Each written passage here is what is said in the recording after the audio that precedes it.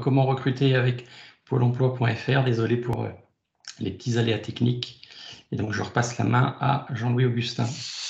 Voilà, donc en illustration de mes propos il y a quelques secondes, donc le site Pôle emploi.fr, donc la partie dédiée aux entreprises, avec une entrée par les besoins les plus fréquemment remontés par les recruteurs, parmi lesquels la publication d'offres.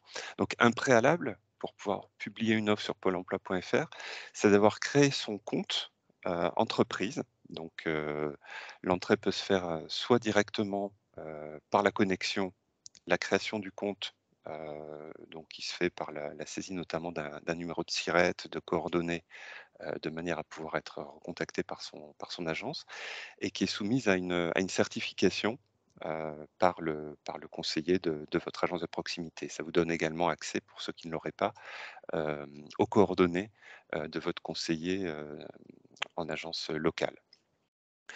La publication d'offres se passe donc par le menu de publication, qui vous permet d'accéder à l'ensemble des services et à publier votre offre comme un premier point d'entrée avec votre agence. Ce qu'on a souhaité, c'est pouvoir vous montrer la particularité du dépôt d'offres pour les entreprises adaptées, puisqu'il y a des contraintes légales et il y a un certain nombre de mentions qui doivent être respectées. Donc il y a eu une personnalisation de ce dépôt d'offres pour les entreprises adaptées. Donc ce qu'on va vous proposer avec Soumaya, c'est de vous montrer un petit peu, sous forme d'un pas un petit peu rapide, les étapes importantes pour réaliser ce dépôt d'offres d'emploi. Est-ce que vous voyez bien Oui, oui, on la la voit, on le vidéo? voit. Oui. Donc, on a donc accédé à la page qui présente le dépôt d'offres d'emploi. Lorsqu'on est connecté, on l'a expliqué effectivement, on accède au formulaire qui permet de saisir son offre d'emploi. Du coup, Soumaya, si tu veux, je te laisse Alors, la parole. donc voilà, donc vous allez mettre le mot, hein, un mot-clé ou une compétence ou un métier. Donc, comme le dit l'intitulé de l'offre doit forcément être rédigé au masculin et au féminin. Comme là, pour le cas, on met valet de chambre, mais aussi femme de chambre.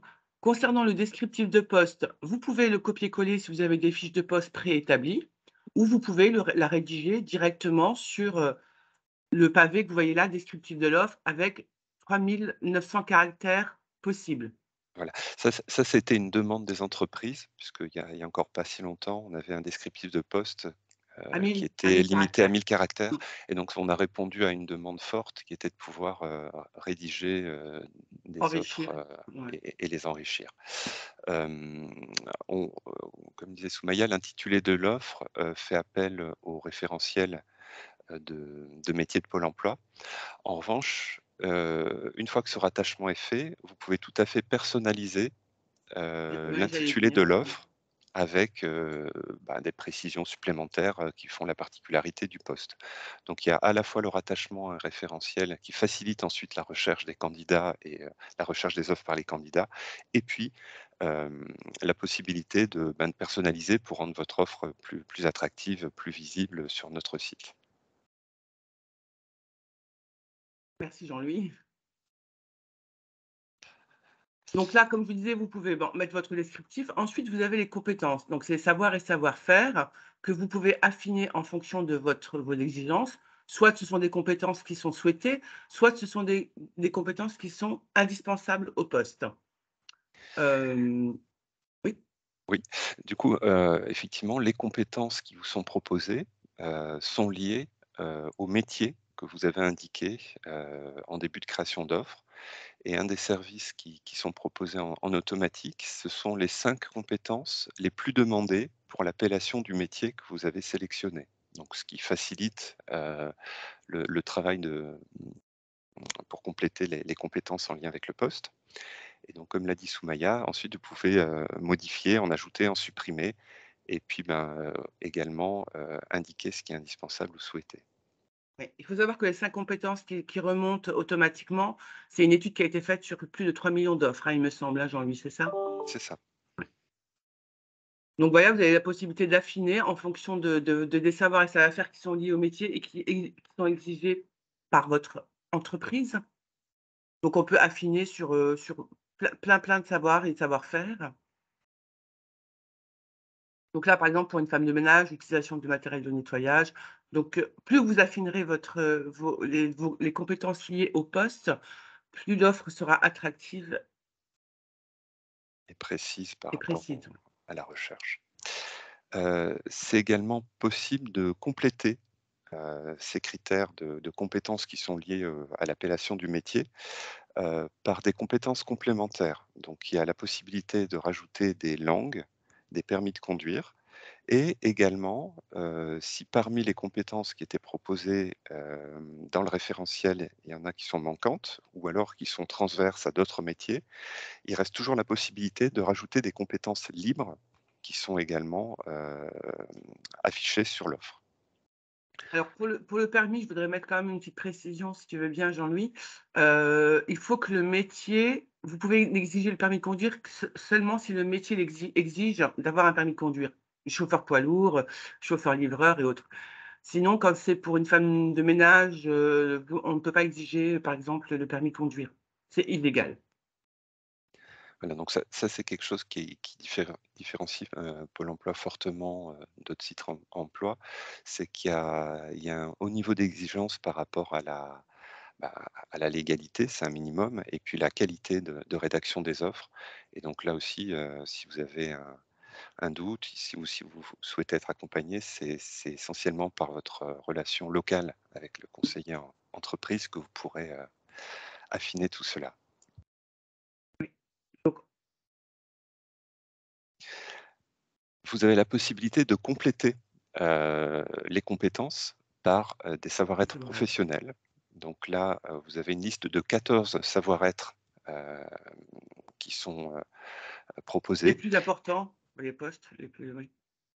Et là, la limite est à 3. On n'a pas la possibilité d'en mettre plus que 3, mais ça aussi, c'est venu des évolutions du marché et des demandes des recruteurs de pouvoir qualifier les savoir-être qui sont attendus pour l'exercice d'un poste.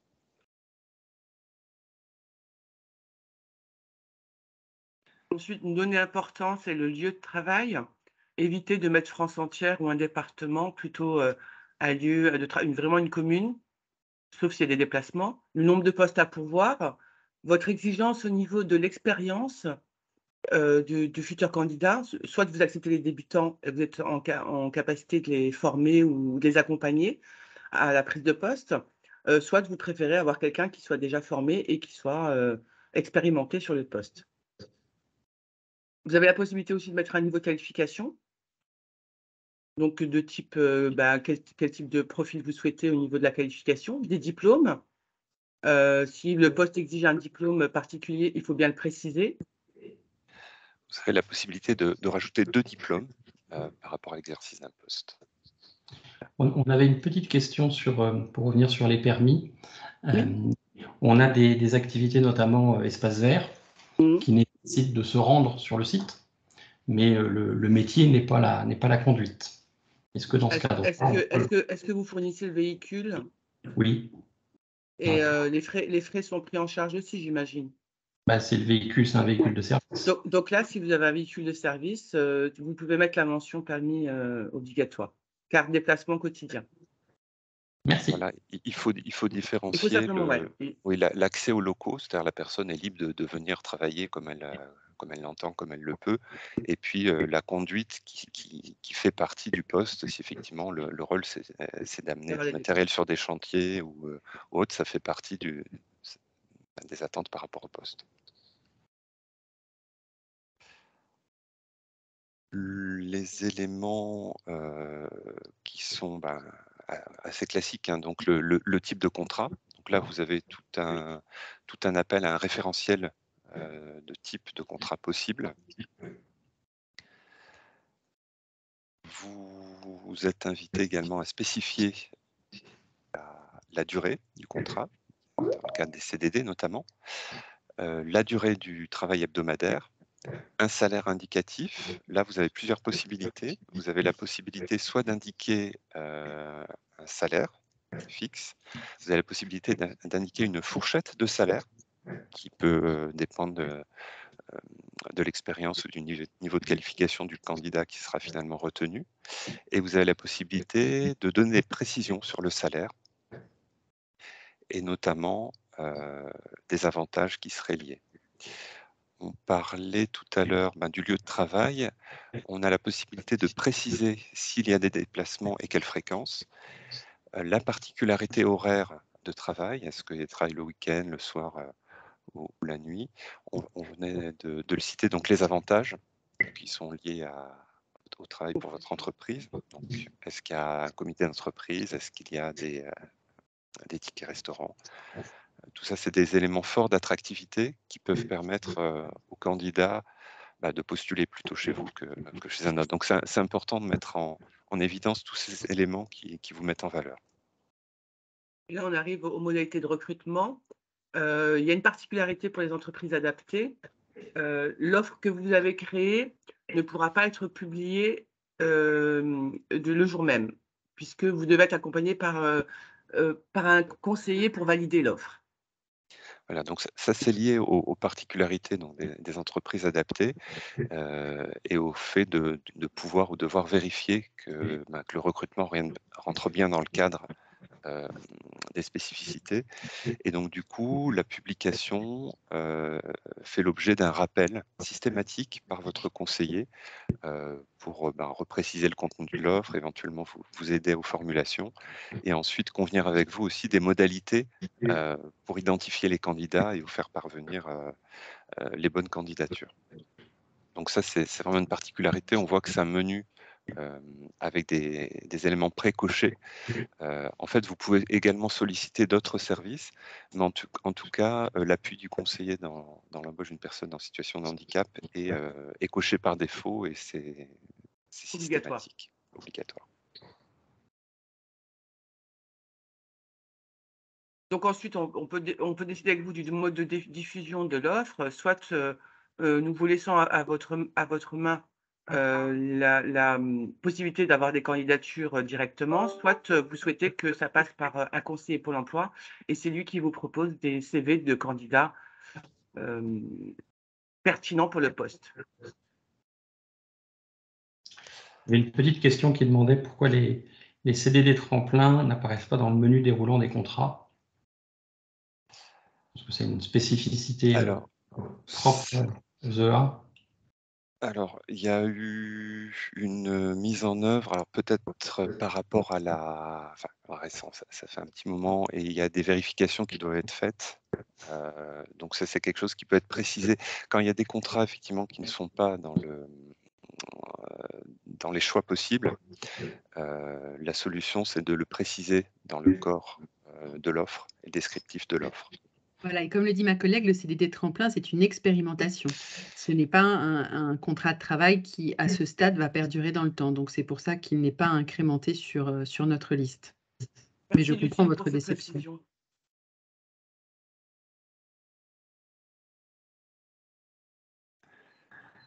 Ok. Alors, il y a une autre question. Ah bah c'est bien, Lucille se charge de répondre. Merci, Lucille. Parfait. Donc, on était au mode de diffusion avec les coordonnées ou pas. Alors, voilà, après, il y a les modes de contact. Soit vous souhaitez recevoir les CV par mail, par courrier. Enfin, le mail, c'est celui qui est le plus souvent utilisé, évidemment. Voilà, vous pouvez personnaliser les coordonnées de réception des candidatures, que vous pouvez différencier des coordonnées de contact avec votre conseiller. Donc ça peut être deux adresses différentes pour pas tout mélanger si vous avez des boîtes dédiées pour le traitement des candidatures. Vous avez la possibilité d'ajouter un logo, d'ajouter un lien vers votre site internet pour donner des informations aux demandeurs d'emploi qui voudraient connaître votre entreprise. Vous avez la possibilité de faire un descriptif de votre entreprise, vos activités, les postes, et puis voilà. Donc après, vous pouvez visualiser votre offre en appuyant sur le clic « Visualiser et publier ».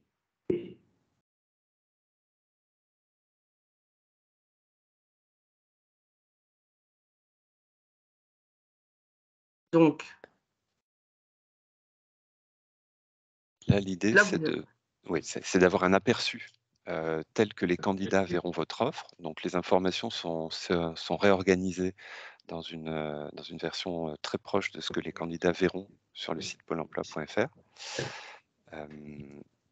Et vous avez, j'ai fait sauter en haut, vous avez une petite étiquette entreprise adaptée, puisqu'effectivement, ça, c'est des informations qui sont stockées dans notre système et qui identifient par rapport au SIRET de vos entreprises le statut d'entreprise adaptée. Et c'est une information qui sera restituée pour les candidats, qui est évidemment aussi connue par les conseillers dans notre système interne par rapport aux services et aux traitements spécifiques des offres que vous serez amené à déposer.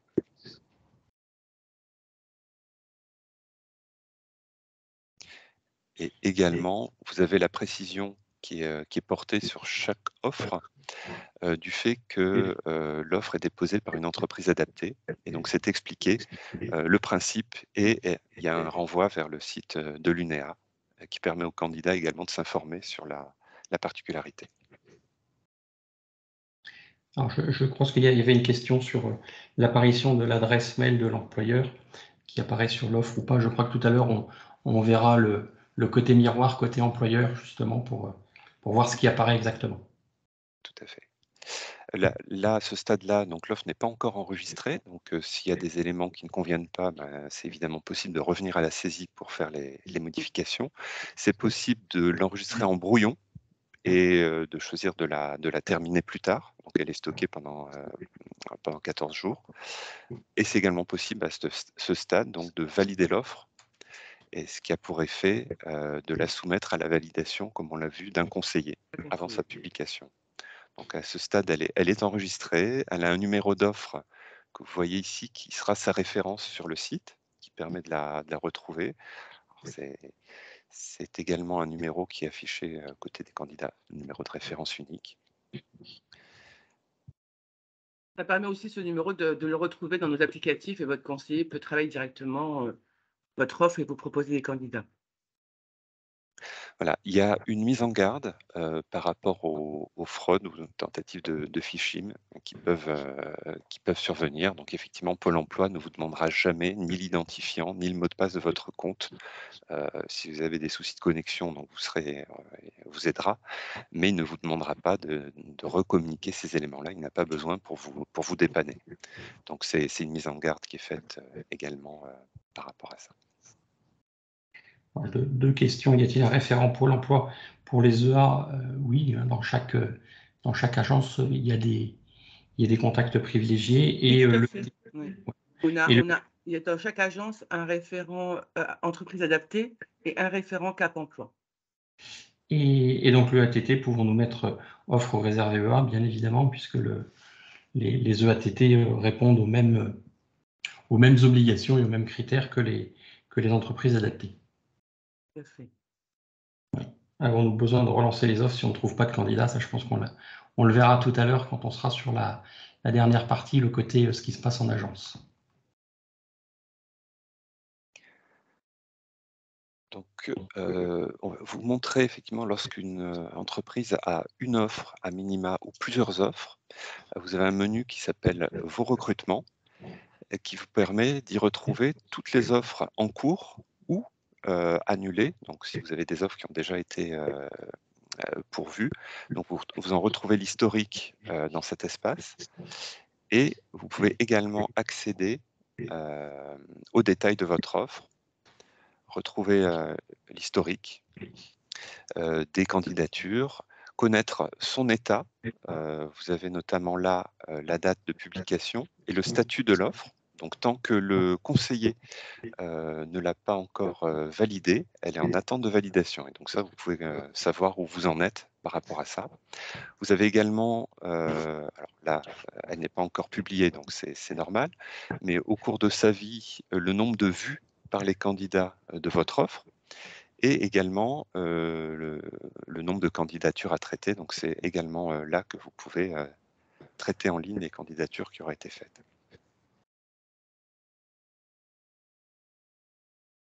Vous avez également l'historique avec toutes les actions qui ont été faites sur l'offre. Et vous retrouvez évidemment le détail de l'offre. À partir de là, vous pouvez également la clôturer lorsqu'elle est, elle est pourvue. Vous pouvez utiliser des modèles. Donc, par exemple, une offre en cours ou une offre annulée, vous pouvez la dupliquer pour en refaire une autre. Et vous pouvez évidemment la modifier pendant son, De toute façon, son vous pouvez utilisation. agir sur votre offre pendant toute sa durée de vie, en fait, du début à la fin. Vous pouvez la modifier, l'adapter. Voilà. Vous pouvez à chaque moment pouvoir agir sur votre offre d'emploi. Et un autre... Oui, pardon, une question. Non, j'ai cru qu'il y avait une question. Et tout à l'heure, on parlait du descriptif de l'entreprise. Donc, il est possible de faire au niveau de l'offre, mais la recommandation, ce serait de le faire de façon centralisée. Donc, vous avez le menu en haut à droite qui donne accès à votre compte, vos coordonnées, votre conseiller, votre page entreprise. Donc là aussi, pour être vu par les candidats et donner un aspect un petit peu plus attrayant, il est possible de créer une page entreprise avec un bandeau, un logo, des liens de présentation de votre entreprise, de compléter le descriptif de votre entreprise de façon centrale, ce qui fait que vous n'aurez pas à le ressaisir à chaque fois dans chacune de vos offres. Donc là, c'est vraiment une astuce, c'est d'aller dans ce menu pour compléter une fois pour toutes le descriptif de votre entreprise. Évidemment, c'est modifiable, mais ça permet de gagner du temps ensuite lors du dépôt des offres, puisque ça reprend un descriptif, un logo à chaque fois.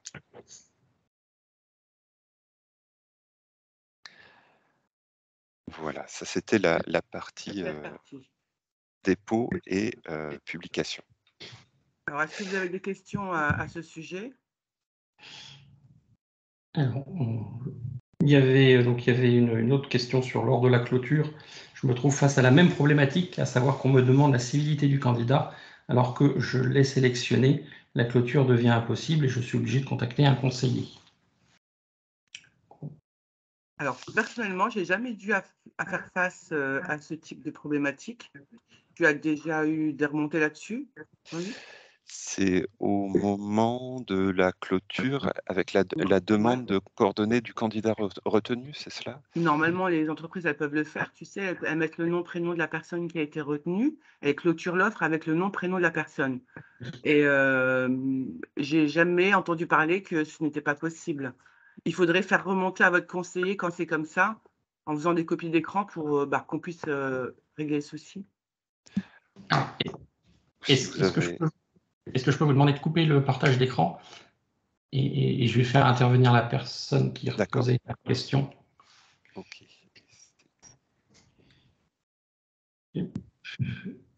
Alors, il y a une personne qui avait levé la main. Je crois que c'était par rapport à ça. Hop, j'autorise le micro et j'autorise la caméra. Madame Sean Ferber, s'il vous plaît, si je vous ai normalement donné la main. Vous voulez que vous m'entendez? Oui, c'était pour... Oui. Vous voulez que je précise un petit peu ma question, j'imagine, hein, en me relisant, c'est pas super clair. En fait, se pose la question des retours sur candidature hein, que l'on formule au service public de l'emploi et notamment Pôle emploi. Lorsque l'on veut supprimer une candidature, alors qu'on a reçu la personne, a donné des suites à cette candidature, dans le menu déroulant, vous n'avez pas, par exemple, de spécifier entretien non concluant ou quelque chose comme ça. Vous voyez, le menu déroulant propose des raisons de clôture de l'offre qui sont finalement très limitatives et qui ne reflètent pas la réalité, autant au titre des démarches qu'a fait le candidat, autant au titre du travail qu'a réalisé sur le traitement de la candidature l'employeur. Résultat des courses, nous sur le Haut-Rhin et sur le Bas-Rhin, on fait un point toutes les 3 semaines, voire les 4 semaines, avec extraction de tableurs de suivi sur qu'on envoie en fait au service public de l'emploi pour qu'ils retrouvent leur petit. C'est assez chronophage, alors qu'on pourra le faire directement sur l'espace recruteur. Et on ne peut pas valoriser ce travail, hein, on est vraiment coincé en EA. On ne peut pas valoriser le travail qui est réalisé en amont de l'entrée en effectif. les Alors, candidats. du coup, je comprends, il y a deux éléments. Il y a la clôture, enfin, en tout cas, les suites données à la candidature. Donc là, on est candidat par candidat. Et puis, le motif de clôture de l'offre, qui peut être, est-ce que l'offre est pourvue ou pas. Effectivement, il y a deux Non, menus c'était différents uniquement par rapport aux suites données à la à la candidature candidature. et le motif de clôture quand on veut clôturer une candidature, pas une offre, une D'accord, candidature. on est bien sur la candidature. Donc, Voilà. effectivement, sur la candidature, c'est des demandes alors, qui ne se limitent pas aux entreprises adaptées, effectivement. Donc, on étudie la possibilité de faire évoluer ces motifs, puisque ça peut aussi avoir un intérêt par rapport au suivi des candidats. Et c'est important aussi par rapport à plusieurs entretiens qui ne seraient pas concluants pour les mêmes motifs, que dans l'accompagnement de ces candidats, les conseillers qui s'en chargent puissent les aider à améliorer leurs prestations en entretien ou lors des rencontres avec des recruteurs. Donc c'est quelque chose qui est pris en compte. C'est pas encore prévu pour tout de suite. Et du coup, je ne peux pas dire que vous ne soyez pas amené encore à utiliser des tableaux Excel, mais en tout cas, c'est important pour les conseillers qui accompagnent les candidats d'avoir ce type d'information. Ça leur permet de s'améliorer. Bien sûr, et puis surtout, en tant qu'employeur, on hésite, vous voyez, à clôturer une candidature parce que ça peut être dommageable au candidat, compte tenu de ce qui est proposé comme motif de clôture. Ça peut être, alors du coup, on fait le point directement avec le référent entreprise qui nous suit par secteur. Mais c'est chronophage et ça pourrait être fait différemment et de manière plus réactive si effectivement, au niveau des outils Pôle emploi, il y avait plus de propositions, plus en correspondance avec la réalité du traitement des candidatures qui est faite. C'est noté et c'est en cours Parfait. d'examen pour le faire. Merci. Alors, je vois pas d'autres mains levées, donc si vous en êtes toutes et tous d'accord, je vous propose qu'on passe à la deuxième séquence. Du coup, je vais reprendre la main. C'est directement sur Pôle-emploi.fr. On va vous montrer lorsqu'un candidat qui a une orientation entreprise adaptée souhaite rechercher une offre qui puisse le correspondre. Donc, il va aller sur Pôle-emploi.fr, va mettre le métier sur lequel il recherche, un lieu. Bon, là, je ne vais pas en mettre, on va être assez large. On a à la fois les offres Pôle emploi et les offres de nos partenaires, qui sont d'autres offres également qui sont diffusées. Donc là, on est en recherche libre que ferait un candidat sur le site Pôle emploi. Et on a la possibilité de filtrer les offres au-delà des critères liés au métier, de mots-clés. C'est possible de compléter. On peut préciser différentes mailles. On peut rechercher un certain nombre de contrats de travail, une durée de travail hebdomadaire, et on a des filtres complémentaires, dont un filtre sur les entreprises adaptées. Et donc là, c'est important. Effectivement, c'est un peu l'autre côté de la recherche. À partir du moment où l'offre a été déposée par une entreprise adaptée, un candidat peut requêter France entière ou par métier toutes les offres déposées par des entreprises adaptées. Donc là, on peut filtrer la recherche. Donc là, on voit qu'il y a 3 offres en entreprise adaptée qui correspondent à ce que le demandeur recherche. Donc là, vous avez le visu d'un demandeur d'emploi qui va faire une recherche d'emploi précisément orientée entreprise adaptée. Et donc, vous retrouvez la petite étiquette qui identifie l'entreprise et vous avez la description qui précise le cadre du recrutement. Et vous avez même un lien qui renvoie vers le site de l'UNEA, vers le bas. Il y avait une petite question sur la rédaction de l'offre, et là, je ne la vois pas apparaître. C'était la mention homme-femme. Est-ce que c'est ajouté automatiquement? Est-ce que ça n'est pas concerné? Alors oui, en fait, donc, comme le disait Soumaya tout à l'heure, lorsqu'on indique un libellé, lorsqu'on formule l'offre, donc on est obligé obligé par la loi, effectivement, de mentionner hommes et femmes, donc de mettre le libellé des métiers au masculin et au féminin, mais en sécurité, notamment dans l'intitulé de l'offre, il est rajouté automatiquement hommes et femmes. Mais effectivement, c'est un point de contrôle qui est fait par les conseillers, notamment d'avoir toujours la double formulation. Donc, il y a une autre question aussi, Jean-Louis. Pouvons-nous, à l'inverse, avoir un filtre sur les candidats éligibles à l'EA? Je vais te Alors, laisser répondre. ça se passe, enfin, il n'y a pas de droit particulier permettant d'identifier des candidats avec des éléments qui peuvent être sensibles. Donc ça passe, c'est là où le sourcing par le biais d'un conseiller prend tout son sens. Et ce type de recherche est possible pour le conseiller. C'est pas possible directement sur Pôle emploi.fr de faire des recherches par rapport à ces éléments personnels. Comme disait Jean-Louis, il y a des éléments qui sont sensibles, comme un handicap ou non, la nationalité, enfin, tous les termes qui peuvent être discriminatoires. Ça fait peut-être le lien avec la troisième partie de notre intervention, c'est effectivement l'importance des liens que vous allez pouvoir construire avec votre agence de proximité, puisque le dépôt d'offres en ligne et le site, c'est une partie. Ça peut être le début du recrutement, ça permet de le gérer, mais effectivement, après, tout ce qui est recherche de candidats avec des critères en lien avec le handicap, c'est le conseiller qui peut vous accompagner dans cette démarche. À savoir que dans chaque agence de proximité, il y a au moins un conseiller entreprise qui est référent des entreprises adaptées, donc qui connaît le public, qui se rapproche du conseiller en interne, qui fait aussi le lien entre Cap Emploi, MDPH et Pôle emploi.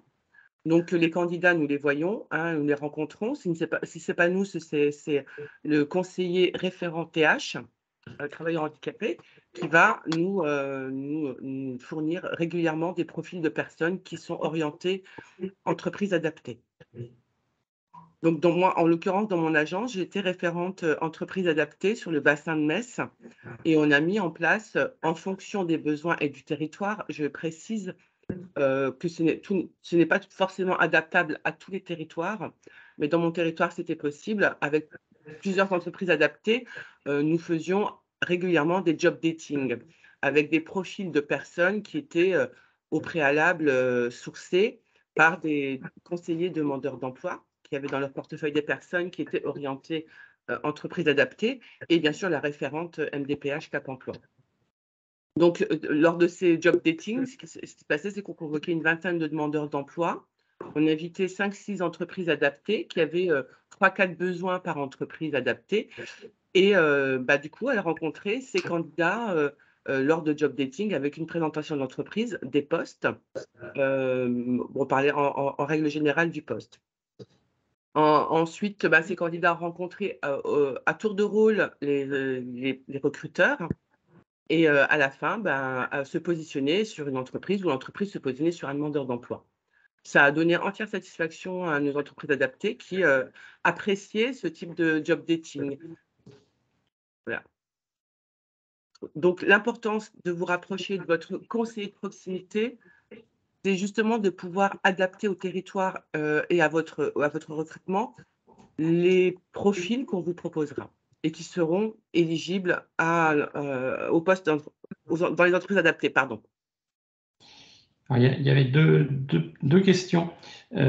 Première question, savoir s'il y avait un tableau de bord qui permet, une page d'accueil qui permet de retrouver facilement l'ensemble des offres qui ont été publiées par l'entreprise adaptée.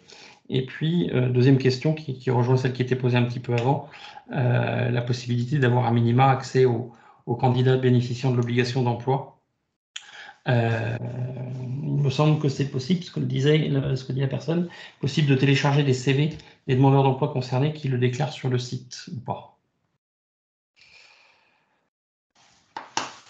Alors, a priori, la recherche n'est pas possible sur le site, sauf si effectivement les candidats ont peut-être mis des mots-clés qui permettent de le retrouver. En tout cas, il n'y a pas de paramétrage qui soit ouvert ou de filtres qui soient spécifiquement accessibles à un recruteur. Même entreprise adaptée, il n'y a pas de droit spécifique pour requêter des candidats avec une reconnaissance travailleurs handicapés.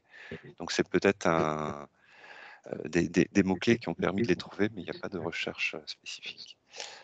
Après j'insiste peut-être, hein, mais l'avantage d'avoir un conseiller de proximité qui est référent de votre entreprise, ça vous permettra d'avoir des candidats qui ont l'obligation d'emploi, sûr et certain, ce qui ne sera pas forcément le cas sur le site de Pôle emploi.fr, puisque c'est une donnée, comme disait Jean-Louis, qui n'est pas filtrable. Donc l'importance de vous rapprocher de votre agence de proximité pour pouvoir avoir des candidats et de pouvoir trouver une offre de services adaptée au profil que vous recherchez et au territoire. Il y avait une demande de parole de Pascal Audou qui voulait peut-être préciser sa demande.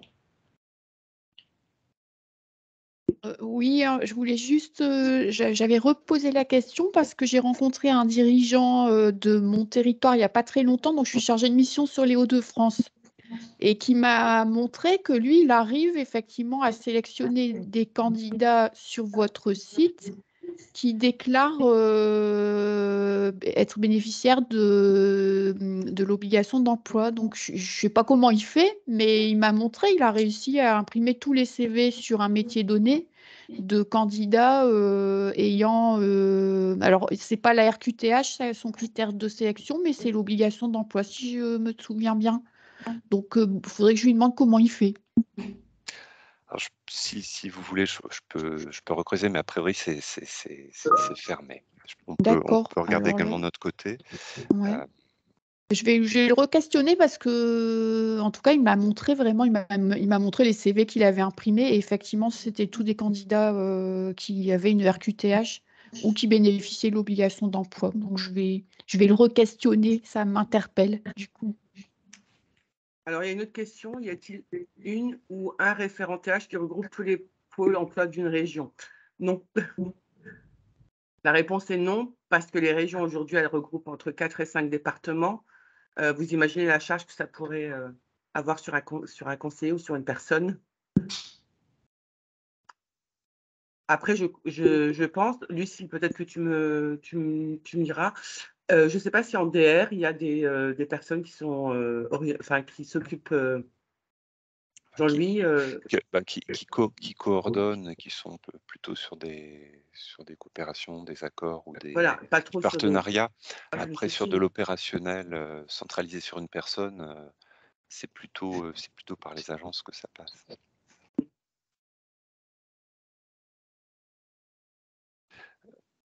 Il y avait une question sur la notion de tableau de bord.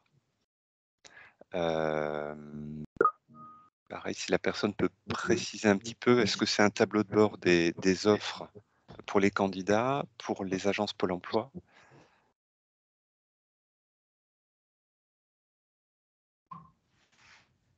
Je n'ai pas entendu, Jean-Louis, excuse-moi. J'ai pas vu tu l'as vu où la question? Je crois que c'est Benoît qui nous en a fait part. Oui, c'était une question dans le chat. Pour trouver la page Vos recrutements, je suis obligé de passer par menu Service entreprise, publier une offre en toute autonomie, donc 4 clics au moins. N'y a-t-il pas un tableau de bord en accueil pour retrouver toutes nos offres directement? Alors, ce qui permettrait d'aller plus vite, d'accord, je comprends. Ce serait de passer directement par la connexion, par le menu en haut à droite. Attendez, je remonterai les écrans. Effectivement, par rapport à la connexion entreprise, si vous êtes donc sur la page entreprise, vous avez la possibilité, là, imaginons qu'on n'est pas encore connecté, on a la possibilité de passer par les menus liés aux besoins ou par la connexion. Et si on passe par la connexion, une fois qu'on a indiqué son login, son mot de passe, on arrive sur la page, alors là j'en ai pas d'ouverte, avec les 3 menus, dont la gestion du recrutement en accès direct. Donc, je ne sais pas si ça répond complètement à la demande, mais en tout cas de passer directement par la connexion ça vous économise quelques clics. Et donc pareil, là aussi, j'évoquais tout à l'heure le fait qu'on avait rénové la présentation des pages entreprises. Il y a des travaux en cours pour encore améliorer les expériences pour les utilisateurs, notamment en mode connecté lorsque vous êtes dans votre espace. Donc dans les mois qui viennent, il y aura quelques évolutions qui visent à répondre à tous ces besoins, parfois de retrouver des dossiers plus rapidement ou d'avoir accès à certaines informations plus directement. Donc on est conscient qu'il y a des petites améliorations qui peuvent être faites et donc on travaille sur ces sujets.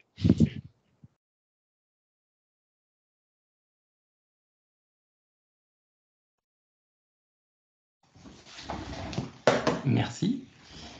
Est-ce qu'il y a d'autres questions ou est-ce qu'on a fait le tour?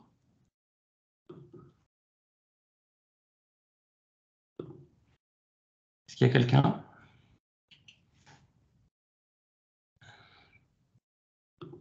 A priori. Marie de Courcy disait la question de retrouver facilement les offres que nous venons de publier. Alors, par rapport à un grand nombre d'offres, vous voulez dire particulièrement? Alors, effectivement, dans le menu de gauche, dans la gestion du recrutement, vous avez la possibilité de filtrer par rapport à la publication, au statut de l'offre. Vous avez la possibilité de faire une recherche. Et donc, effectivement, c'est un menu tel qu'il est aujourd'hui. Là aussi, il y a des projets à plus long terme de faire évoluer ces fonctionnalités, mais c'est vrai qu'aujourd'hui, vous avez à minima la possibilité de filtrer ou trier les offres dans cet écran.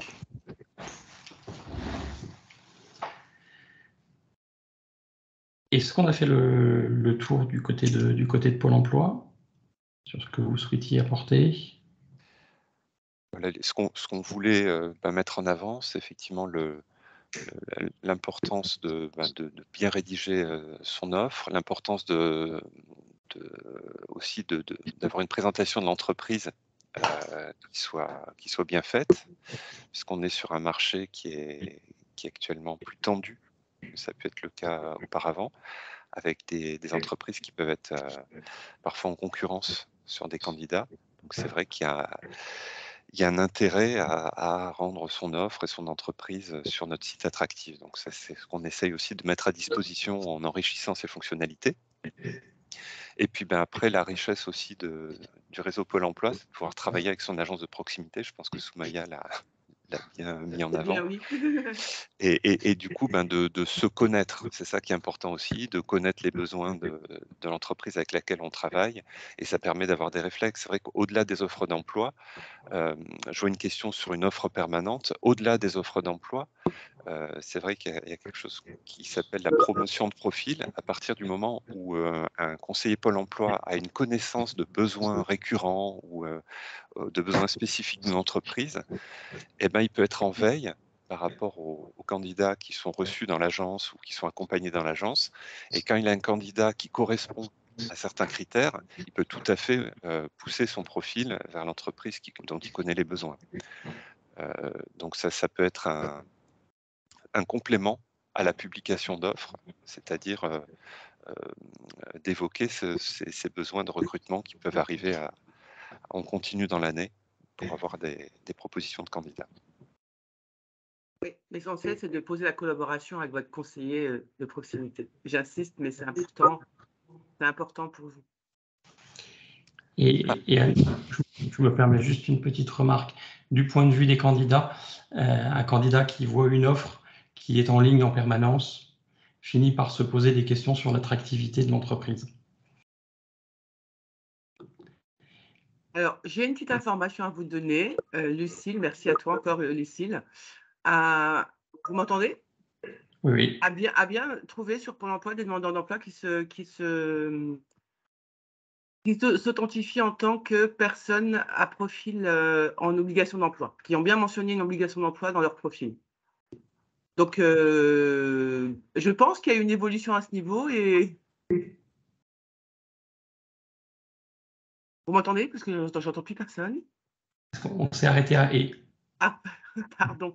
Donc Lucille, merci. Elle vient de m'informer qu'il est possible en texte libre qu'un demandeur d'emploi ajoute obligation d'emploi. Et donc, vous pouvez sourcer. D'après Lucille a vérifié, merci à elle, sur Pôle emploi.fr, et c'est possible. Je le découvre, ça doit être récent. Comme ça, je vais vérifier, effectivement, on reviendra peut-être Ouais, dessus. vers Benoît et Céline avec une précision là-dessus. Pour moi, c'est vraiment la liberté du candidat et c'est une recherche texte libre. Donc, comme tout un chacun peut mettre un mot-clé C'est ça, dans un profil.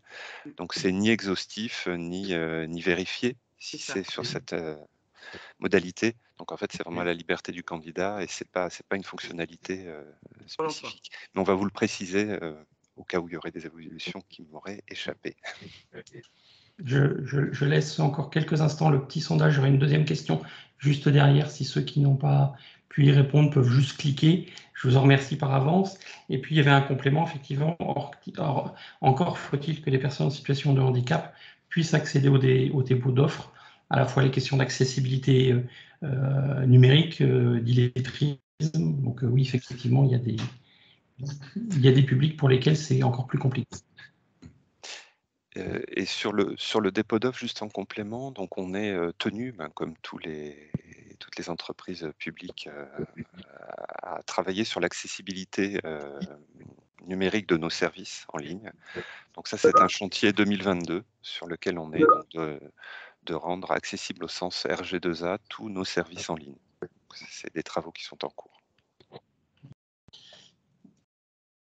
Merci. Avant de passer la parole à Céline et à Laure pour la conclusion, je viens de diffuser la deuxième question.